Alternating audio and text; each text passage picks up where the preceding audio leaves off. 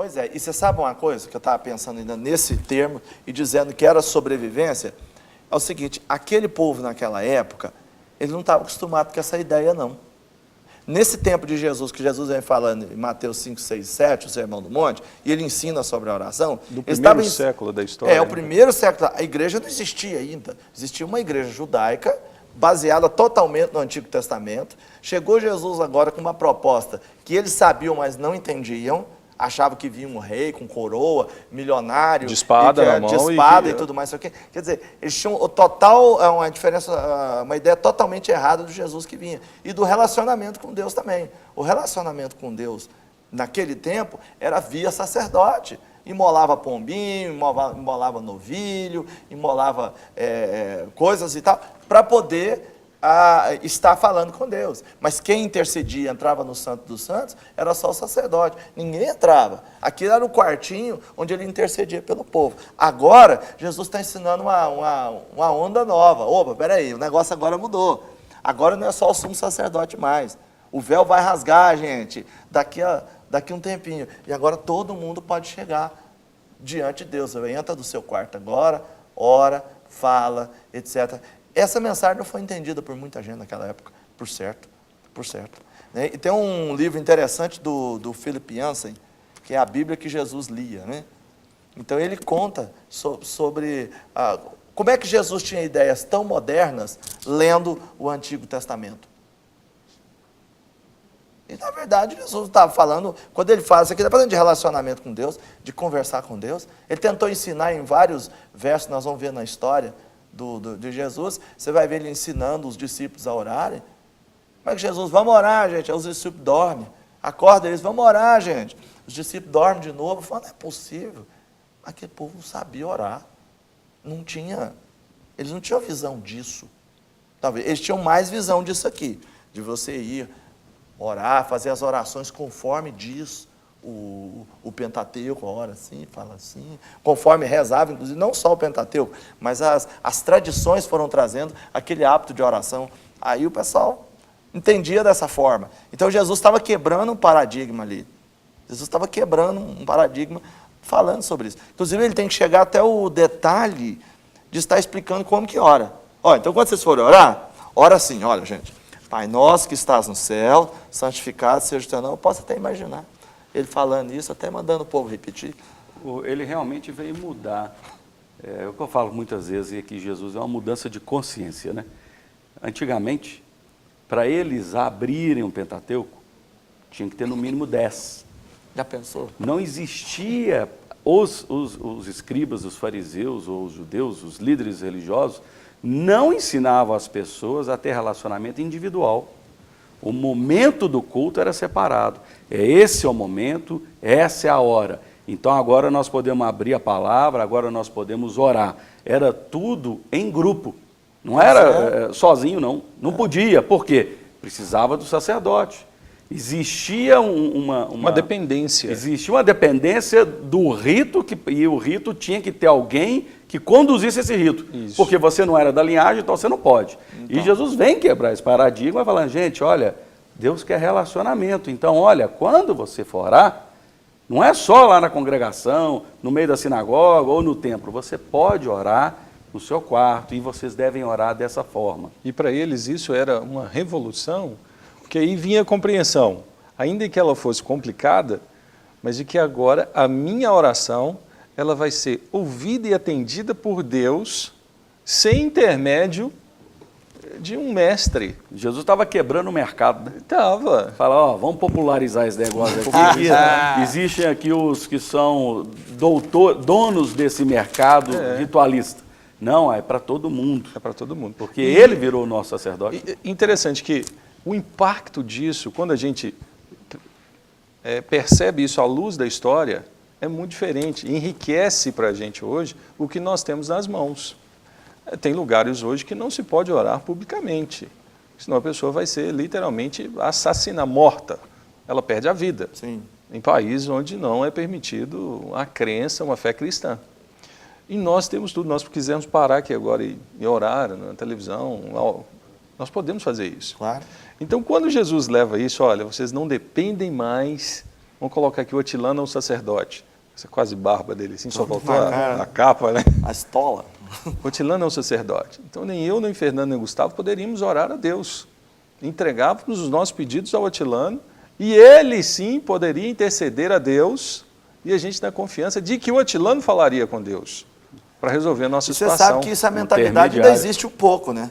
Algumas pessoas ainda nós têm essa entramos em algumas mentalidade. situações aí. É. Mas hoje não tem ninguém que intermedia. Não tem mãe, não tem pai, não tem filho, sendo assim mais aberto. Aqui, Nós podemos ir direto a Deus. Aqui, ó, é por 1 meio de Jesus Timóteo Cristo. 2,5. Pois há um só Deus e um só mediador entre Deus e os homens. Cristo Jesus, homem.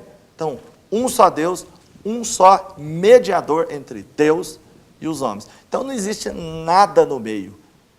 Só Jesus. Então você imagina, você não poder falar, se você não poder falar e de repente agora está livre. Você pode falar com Deus. Eu posso falar com Deus, o Criador da história. E às vezes eu falo, o que eu vou falar?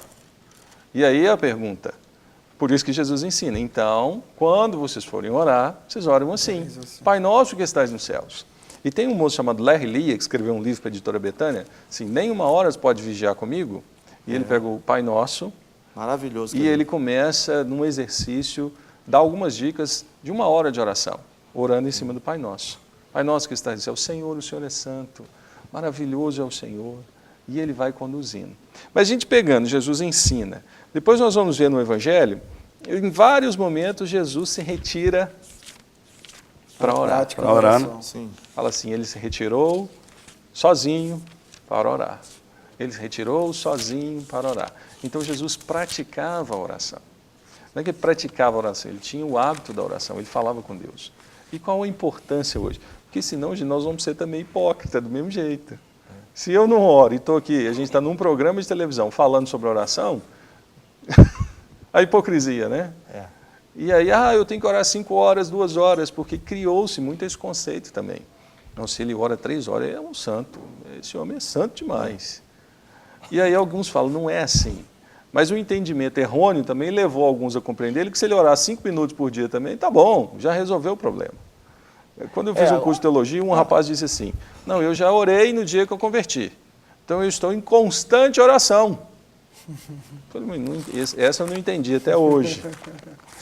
Então, a prática da oração, ela não é sacrificial, ela não é moeda de troca, ela passa pelo relacionamento, assim como Jesus tinha com Deus. E depois nós vamos lá para o livro de Atos, no capítulo 1, aí a gente percebe que os discípulos e as pessoas entenderam o que aconteceria se começassem a orar. Mas eles ainda não tinham experimentado. Percebe que interessante? Durante todos esses 3 anos com Jesus, eles não entenderam, eles oravam, viam Jesus orar pelas pessoas se retirar, mas não tinham experimentado a prática, ou o que oração poderia gerar. E aí no 1,14 diz assim, olha, eles sempre se reuniam todos juntos para orar, com as mulheres, a mãe de Jesus e os irmãos dele. Num desses dias de reunião, estavam presentes mais ou menos 120 pessoas, seguidores de Jesus. Nessa reunião, Pedro se levantou e disse, meus irmãos, tinha que acontecer que o Espírito Santo, por meio de Davi, disse nas Escrituras a respeito de Judas, que foi o guia daqueles que prenderam. Judas era o nosso grupo e foi escolhido para tomar parte do trabalho. E aí ele vai e Pedro continua orando, e de repente vem o Espírito Santo sobre eles em um momento de oração. Aquilo era novo. Eu acredito que seja um conjunto, né? Como Atilano disse, tem o Velho Testamento, que era de uma forma muito cerimonial. De repente, Jesus veio sendo ele um único Filho de Deus que tinha esse acesso ao Pai Celestial. Então, ele era aquela pessoa que orava durante a sua vida e principalmente o seu ministério. E eles tinham esse contato com Deus e com a prática da oração através de Jesus. De repente, agora, Jesus morre, ressuscita, eles estão experimentando um novo momento, uma nova aliança, um novo nascimento, e agora eles em Cristo e Cristo neles, eles vão experimentar realmente o que eles fariam no nome de Jesus. Então eu acredito que eles foram muito impactados por essa nova instrução, depois muito impactados, extremamente impactados pela nova natureza. Agora eles estavam em Cristo, eles tinham agora o nome de Jesus para orar. E o que eles tinham que fez o diferencial? Que eles não tinham até então. E eu acho que é isso, porque que Jesus tentava acordar eles, vamos orar comigo aqui, eles não oravam. Por que eles não tinham isso? Eles não tinham o Espírito Santo de Deus, cara. Não tinha se Eles não manifestado. tinham. E tem gente que às vezes quer orar, quer falar, não, eu falo com Deus, você tem o Espírito Santo de Deus, você já se converteu, já aceitou Jesus? Não, então é assim, você vai fazer como um rito. Vai fazer como um rito. Porque o que move a gente para orar é o Espírito Santo de Deus. Há quem diga, não, você tem que, né, fazer aquele horário fechado, 2 horas de oração por dia, marcado no relógio. Somos atraídos por ele. Né? Então não é assim. O Espírito Santo que habita em nós é que nos move nessa direção. Né? Então, é o que eles não tinham. Mas logo que eles receberam, essa história mudou a vida Eu deles. acredito que na vida de Jesus também, ele pegava os discípulos para orarem, até porque todo bom professor, ele gosta de dar um exercício para o aluno, né? Então ele praticava, ele mostrava, ele dava esse exercício para o aluno, ele dava de novo, e dava de novo. Ele tinha uma graça da presença do Espírito Santo, né, fenomenal, Claro. sem medida, o Espírito sem medida. Mas um dia esse ensino, essa prática, essa nova natureza, esse ensino, essa prática, essa nova natureza, eles experimentaram isso. 500 testemunharam, mas 120 permaneceram 10 dias de oração. Eu já fiquei pensando nisso. A gente hoje faz um congresso, às vezes, de 3 dias, já é uma situação, a gente faz 2 horas, vai para almoçar, e depois volta, passa um tempo de oração, um tempo de palavra, um tempo de louvor, mas provavelmente eles ficaram 10 dias em um lugar, talvez um ciclo de oração ininterruptos. Que um orou 10 dias, mas que o grupo orou. Dá né, até vontade de clamando. orar, né?